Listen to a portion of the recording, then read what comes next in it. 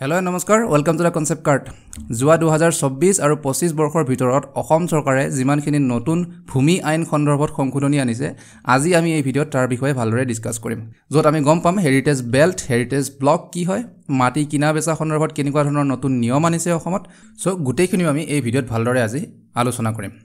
আৰু যিসকলে আগন্তুক এপিএসসি মেইনছ পৰীক্ষাৰ বাবে প্ৰস্তুতি চলাই আছে তেওঁলোকৰ কাৰণে এই টপিকটো বহুত ইম্পৰ্টেন্ট হয় কাৰণ এই টপিকটো আমি লিংক কৰিব পাৰো জিএস পেপাৰৰ বহুত কেইটা সাবজেক্টত যেনে গভৰ্নেন্স ইন্ডিজিনিয়াস ৰাইট ওকে খিলঞ্জীয়া অধিকাৰ টেকনলজি এনভাইৰনমেন্টাল পলিসি তাৰ উপৰি লোকেল এডমিনিষ্ট্ৰেচন আৰু যিসকলে এপিএসসি এক্সামৰ কাৰণে প্ৰস্তুতি চলোৱা নাই তেওঁলোকৰ কাৰণে এই টপিকটো বহুত ইম্পৰ্টেন্ট হৈ পৰে কিয় কাৰণ এই সংস্কৰণবোৰে এই সংশোধনীবোৰে আমাক সকলোকে ইম্পেক্ট কৰে আমাক সকলোকে প্ৰভাৱ পেলায় অলৰাইট সো আমি অলৰেডি কিছুমান আৰ্টিকেল ইয়াৰ বিষয়ে আমি দেখা পাওঁ বহুত হট টপিক আছিল বহুত কাৰেন্ট এফেয়াৰ্ছৰ টপিক হয় যেহেতু ওকে আসাম ট্ৰিবিউন কক বা India today north east so প্ৰথম সংশোধনী আইনৰ এটো এটা কাট আউট হয় আৰু দ্বিতীয় সংশোধনী আইনৰ এটো এটা কাট আউট হয় মই জাস্ট আনি দিছো ইয়াতে আৰু লিংক এটা মই ভিডিও ডেসক্ৰিপচনত দি দিম আপোনালোকে নিজে গৈ পঢ়ি ল'ব পাৰিব সো কি হয় নতুন নিয়মবিলাক আমাৰ অসমত ভূমি সন্দৰ্ভত এতিয়া অসমৰ ভূমিক বা মাটিক আমি কেৱল ফিজিক্যাল প্ৰপাৰ্টি হিচাপে চালেই নহব ইয়াৰ লগত আমাৰ ঐতিহাসিক সাংস্কৃতিক আৰু আইনী ব্যৱস্থাসমূহ জড়িত হৈ আছে আৰু এই আইনী ব্যৱস্থাসমূহ বহুত পুৰণি আৰু জটিল ইনফেক্ট আমি যিখিনি সংশোধনী আইনৰ কথা পাতি আছো ইয়াতে সেই আইন কিখনেও কোনখন আইনক সংশোধন কৰিব গৈ আছে জানেনে সেইখন হৈছে Assam land and revenue regulation 1886 চনৰ ওকে 21 শতিকাত ল্যান্ড গভৰ্নেন্সৰ কাৰণে আমি 19 শতিকাৰ এখন আইন ব্যৱহাৰ কৰি আছো যাৰ ফলত আমি বিভিন্ন সমস্যাৰ সন্মুখীন হওঁ যেনে স্থানীয় বিবাদ মালিকী স্বত্বৰ অস্পষ্টতা আনক্লিয়াৰ ওনাৰশিপ অলৰাইট আৰু তাৰ লগতে খিলঞ্জীয়াৰ অধিকাৰ ইত্যাদি তাৰোপৰি আমি ল্যান্ড গভৰ্নেন্সত বিভিন্ন প্ৰকাৰৰ ভূমি কনসিডাৰ কৰিব লাগে যেনে ৰাজভূমি বনাঞ্চল ট্ৰাইবেল বেল্ট সত্ৰভূমি জলাশয় ভূমি এটসেট্ৰা সো এই গোটেই বিষয়বোৰক কনসিডাৰ কৰি যিখিনি নতুন সংশোধনী আনিছে আৰু অন্য যিখিনি নতুন ডেভেলপমেন্ট হৈছে তাৰে ভিতৰত আজি আমি আলোচনা কৰিম দুখন সংশোধনী আইনৰ বিষয়ে নতুনকৈ গঠন কৰা ল্যান্ড গভৰ্নেন্স কমিশনৰ বিষয়ে আৰু তাৰ লগতে মিছন বসুন্ধৰাৰ কিছুমান তথ্য আমি চাম ঠিক আছে সো আমি প্ৰথম সংশোধনী আইনখনলৈ আহিছো the Assam land and revenue regulation amendment act 2024 okay যে কি সংশোধন আনিছে নাম্বাৰ 1 ইনসাৰশন অফ সেকশন 28A ধাৰা 28 এৰ সন্নিবিষ্ট কৰা হৈছে কি লিখা আছে ধাৰা 28A যে অসমৰ বিভিন্ন অঞ্চলত যিবোৰ এসময়ত কৃষিভূমি আছিল সেইবোৰ এতিয়া নগৰীয়া হৈ পৰিছে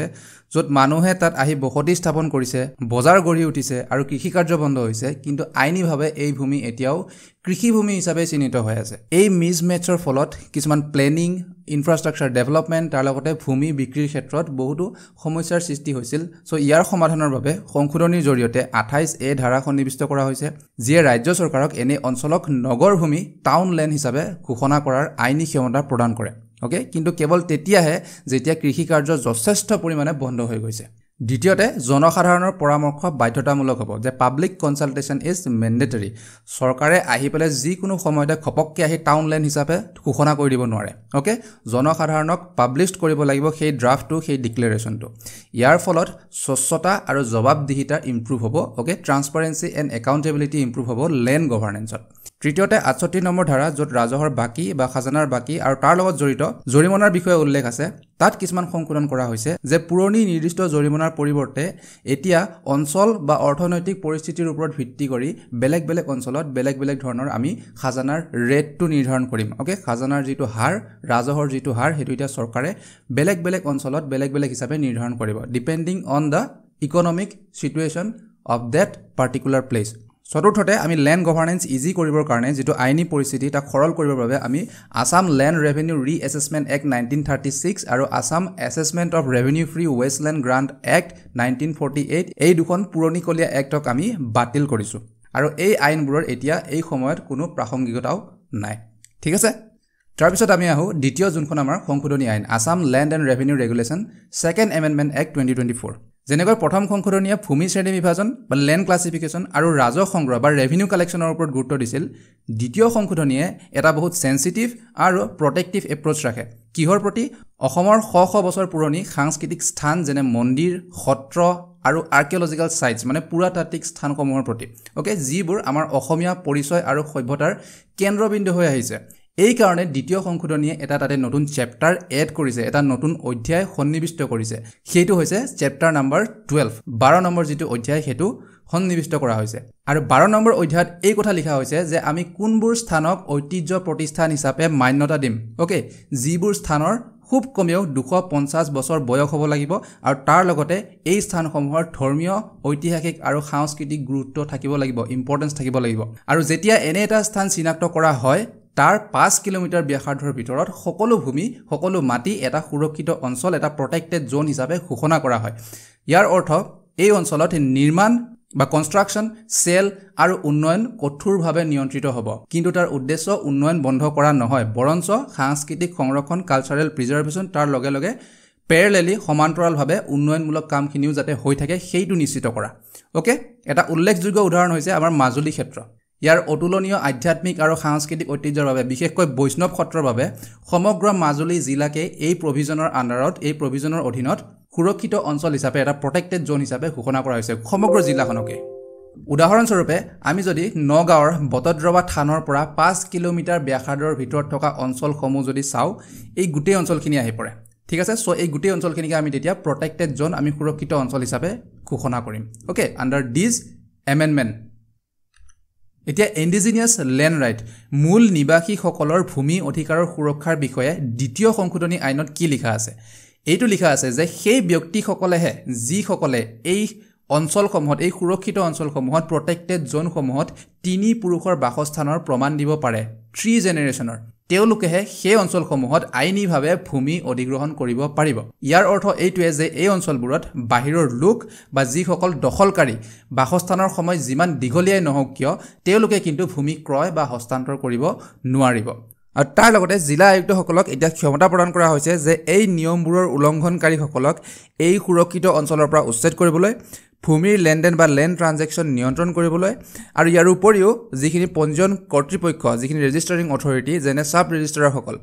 তেওঁলোকেও কোনো ধৰণৰ দলিল পঞ্জীয়ন কৰিব নোৱাৰিব ৰেজিষ্টাৰ কৰিব নোৱাৰিব যিবোৰ দলিলে এই নতুন নিয়মবিলাকক উলংঘন কৰে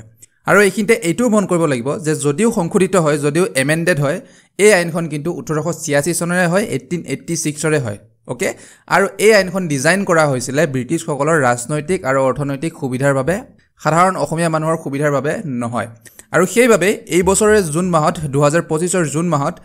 অসম চৰকাৰে এটা গুৰুত্বপূৰ্ণ সিদ্ধান্ত লয় এটা নতুন আয়োগ গঠন কৰে আৰু সেই আয়োগটোৰ নাম হৈছে লেণ্ড গভৰ্নেন্স কমিশ্যন আৰু এই কমিশ্যনৰ উদ্দেশ্য হৈছে যে 1886 ৰ আমাৰ Assam land and revenue regulation যিখন আইন সেই আইনখনক পৰীক্ষা নিৰীক্ষা কৰা সেই আইনখনক সংশোধন কৰা ৰিপেয়াৰ কৰা আৰু তাৰ লগতে এখন নতুন বিধেয়ক প্ৰস্তুত কৰা লেণ্ড গভৰ্নেন্সৰ কাৰণে আৰু এই কমিশ্যনৰ অধ্যক্ষ হিচাপে দায়িত্বভাৰ দিয়া হৈছে অৱসৰপ্ৰাপ্ত ন্যায়াধীশ প্ৰশান্ত কুমাৰ ডেকাক এগৰাকী ব্যক্তি যাৰ সাংবিধানিক আইন সম্পত্তিৰ অধিকাৰ আৰু অসমৰ সামাজিক আইনী ব্যৱস্থাসমূহৰ বিষয়ে ডিপ নলেজ আছে আৰু এই কমিশ্যনক মূলতঃ 5টা প্ৰধান কামৰ দায়িত্ব দিয়া হৈছে first simplify land classification and titling ভূমি শ্ৰেণী বিভাজন আৰু মালিকী স্বত্বৰ স্পষ্টীকৰণ দ্বিতীয়তে খিলঞ্জীয়া আৰু জনজাতীয় ভূমি অধিকাৰৰ আইনী সুৰক্ষা নিশ্চিত কৰা তৃতীয়তে টেকনলজি বেছড সলিউশনছ বা সমাধানৰ পৰামৰ্শ দিয়া যেনে কেডেষ্ট্ৰিয়েল মেপিং হৈছে যিকোনো এঠাইৰ সম্পূৰ্ণভাৱে কৰা ডিজিটেল মেপিং ওকে য'ত মাটিৰ বাউণ্ডেৰীৰ লগতে ওনাৰৰ নামো উল্লেখ থাকে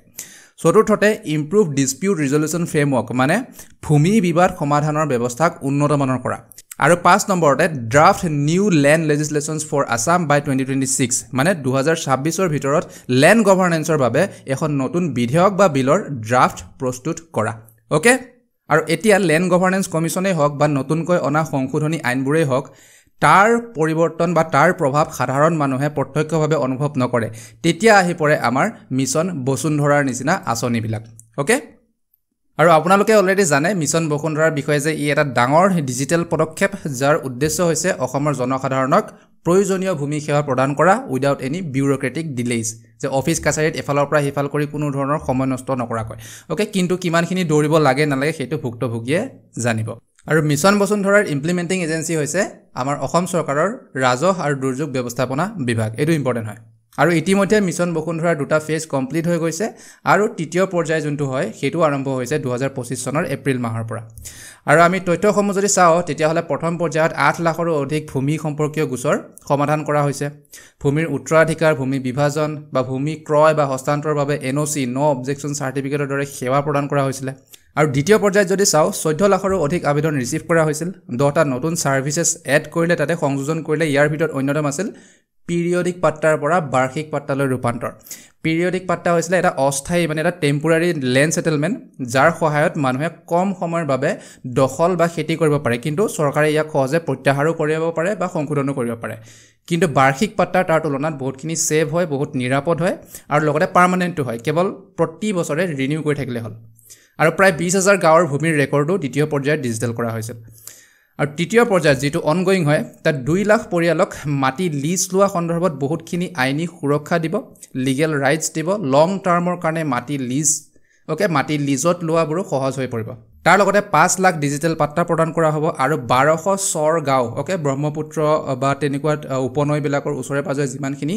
গাঁও থাকে চৰ গাঁও ওকে 1200 চৰ গাঁও সাৰ্ভে কৰা হ'ব আৰু তাৰ লগতে সেই গাঁওবিলাকৰ বাউণ্ডাৰীবোৰো নিৰ্ধাৰণ কৰা হ'ব তাৰ পিছত টাইটেল গ্যাৰান্টি ফ্ৰেমৱৰ্ক হৈছে ভূমিৰ মালিকী স্বত্বক গ্যাৰান্টি দিয়া এটা লিগেল ব্যৱস্থা ওকে এটা আইনী ব্যৱস্থা যাক কাৰ্যকৰী কৰা হ'ব 2027 চনৰ এপ্ৰিল মাহৰ পৰা ঠিক আছে সো ইমানে আছিল আজিৰ ভিডিওত আশা কৰিছো আপোনালোকে বহুতখিনি কথা জানিলে অসমৰ নতুন ভূমি আইন সন্দৰ্ভত আৰু বৰ্তমান যি এভিকশন চলি আছে যদিও কন্ট্ৰভাৰ্চিয়েল হয় বাট এয়া কোনো নতুন আইন বা নতুন নিয়মৰ আধাৰত নাই হোৱা তাৰ আৰত বহুত লিগেল প্ৰিটেক্স আছে বহুত আইন আছে যেনে আমাৰ আমি যোনখন ডিসকাস কৰি আছো the Assam land and revenue regulation 1886 Assam land grabbing prohibition act 2010 Assam land policy 1989 তাৰ লগতে ফৰেষ্ট কনজাৰভেশ্যন এক্ট খনো আছে 1980 আৰু তাৰ লগতে সুপ্ৰিম কোৰ্ট আৰু হাই কোৰ্টৰো নিৰ্দেশবোৰ আছে ওকে সো আপোনালোকে যাতে কনফিউজ নহয় যে নতুন নিয়মৰ আধাৰত এই এভিকশনবোৰ চলি আছে নেকি তেনেকুৱা নহয় okay so thank you everyone Thank you again to all of you. So, Zuara got a question anisilo. Which scheme, as announced in Assam Budget 2025-26, provides 2,500 rupees monthly to 2,025 graduates from government universities to support their transition to employment or self-employment? Okay, kunkhon asoniye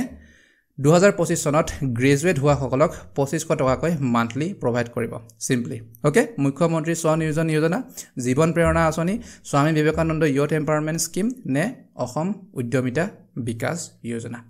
okay so ঠিক আছে thank you everyone আমাৰ Telegram চেনেলটো join কৰিবৰ কাৰণে আপোনালোকে QR কোডটো scan কৰিব পাৰে আমি লগ পাম নেক্সট ভিডিওত till then জয় অসম জয় হিন্দ